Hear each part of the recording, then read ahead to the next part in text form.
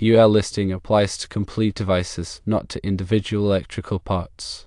If a control system is manufactured using typical Underwriters Laboratories listed electrical parts such as relays, indicator lamps, and push buttons, and the system does not violate any applicable electrical codes, it is generally not required to have Underwriters Laboratories label.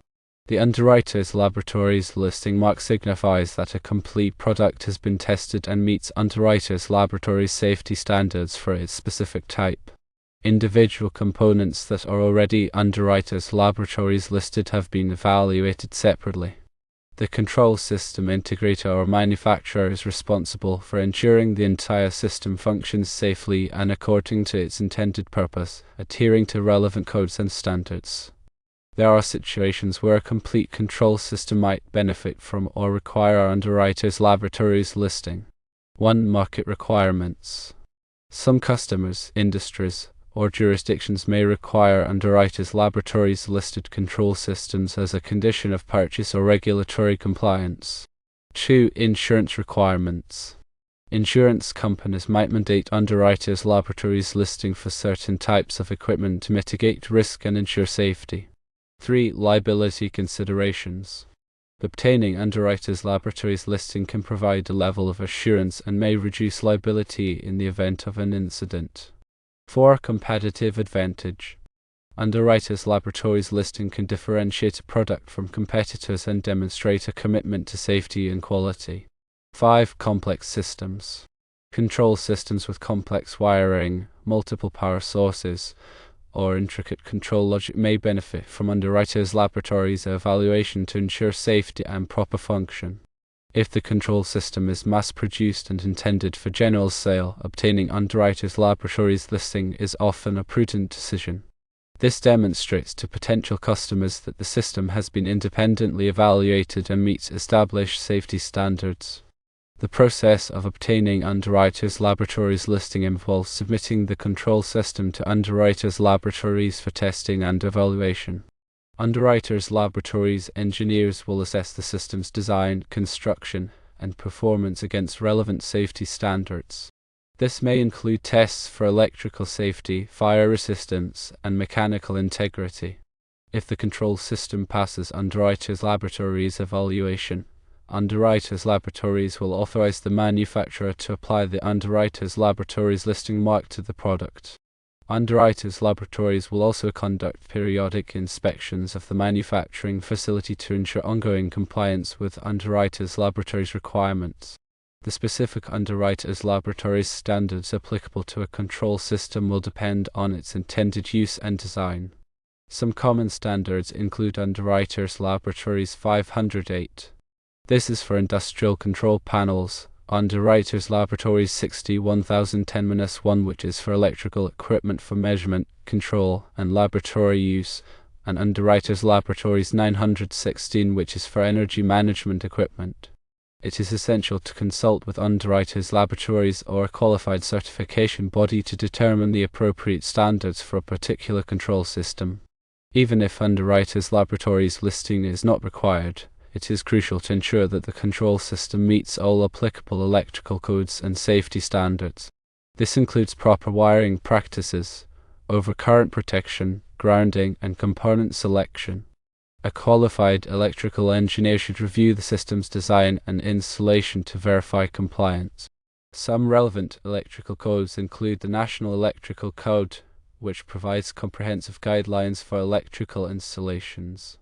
The National Fire Protection Association 79, which is for electrical standard for industrial machinery, and the International Electrotechnical Commission 60204-1, which is for safety of machinery, electrical equipment of machines.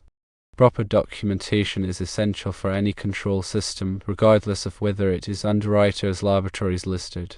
This documentation should include wiring diagrams, component lists, operating instructions, and maintenance procedures. Thorough documentation facilitates troubleshooting, maintenance, and future modifications. It is also advisable to maintain records of all testing and inspections performed on the control system. In summary, a control system manufactured using Underwriters Laboratories listed components does not automatically require Underwriters Laboratories label.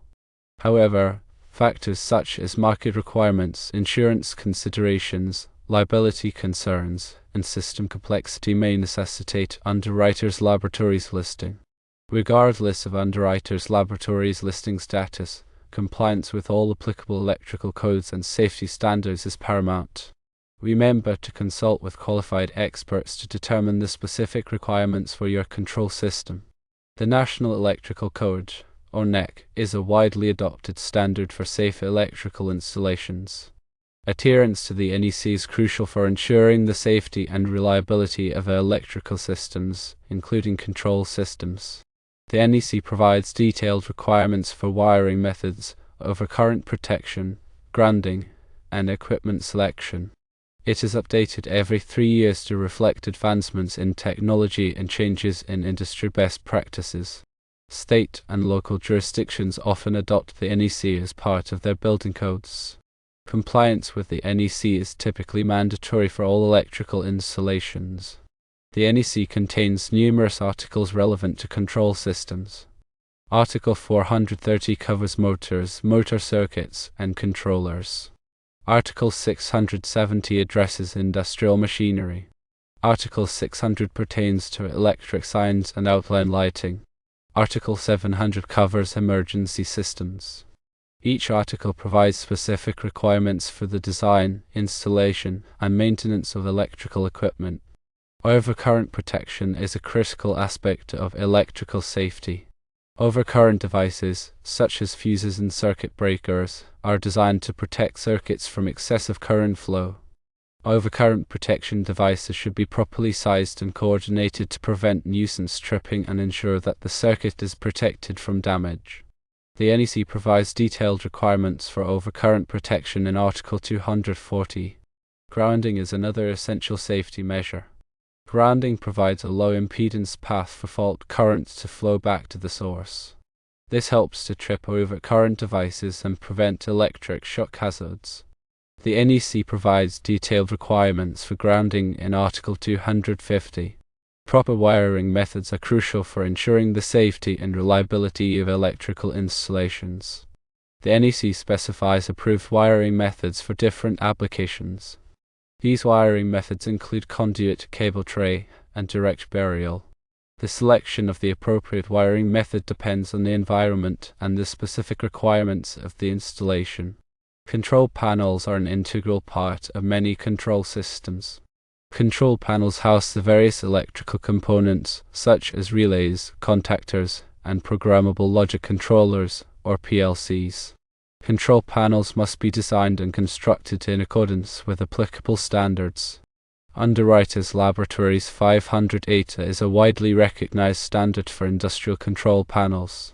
The Underwriters Laboratories 500 ATA standard provides requirements for the design, construction, and testing of industrial control panels. Control panels must be properly ventilated to prevent overheating. They must also be protected from environmental factors such as moisture and dust. Programmable logic controllers, or PLCs, are widely used in control systems. PLC are solid-state devices that can be programmed to perform a variety of control functions. PLC offer several advantages over traditional relay-based control systems. These include increased flexibility, improved reliability, and reduced wiring complexity. Human-machine interfaces, or HMIs, provide a means for operators to interact with control systems. HMI typically consist of a display screen and input devices, such as push buttons and touch screens. HMI allow operators to monitor system performance and make adjustments as needed. Communication networks are used to connect different components of a control system. Common communication protocols include Ethernet, Modbus, and Profibus. Communication networks enable data exchange between PLC, HMIs, and other devices. Surge protection devices, or SPDs, are used to protect electrical equipment from voltage surges. Voltage surges can be caused by lightning strikes, switching transients, and other events.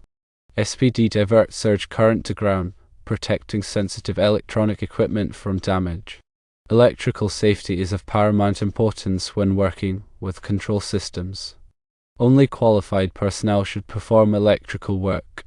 Always de-energize circuits before working on them. Use appropriate personal protective equipment, or PPE, such as safety glasses and gloves. Follow lockout/tagout procedures to prevent accidental energization of circuits. Regular maintenance is essential for ensuring the continued safe and reliable operation of control systems. Inspect electrical equipment regularly for signs of damage. Tighten loose connections. Clean dust and debris from electrical enclosures. Test overcurrent protection devices periodically. Keep accurate records of all maintenance activities. Consider energy efficiency when designing and operating control systems. Use energy-efficient components, such as variable frequency drives, or VFDs, for motor control. Optimize control strategies to minimize energy consumption. Monitor energy usage to identify areas for improvement. Proper documentation is essential for any control system. Documentation should include wiring diagrams, component lists, operating instructions, and maintenance procedures. Thorough documentation facilitates troubleshooting, maintenance, and future modifications. It is also advisable to maintain records of all testing and inspections performed on the control system. When troubleshooting control systems, start by checking the basics. Verify that power is available. Check for blown fuses or tripped circuit breakers. Inspect wiring for loose connections or damaged insulation. Use a multimeter to measure voltages and currents. Consult the system documentation for troubleshooting tips. When making modifications to a control system, be sure to follow proper procedures. De-energize the circuit before working on it. Use appropriate wiring methods and components. Test the modified circuit thoroughly before putting it back into service. Update the system documentation to reflect the changes. In conclusion, control systems play a vital role in many industries. By following proper design, installation, and maintenance practices, you can ensure the safe, reliable, and efficient operation of these systems. Remember to prioritize electrical safety at all times and consult with qualified experts when needed. These systems are fundamental to automation and process control. Understanding their underlying principles and best practices is essential for engineers, technicians, and anyone involved in the design, operation, or maintenance of electrical systems.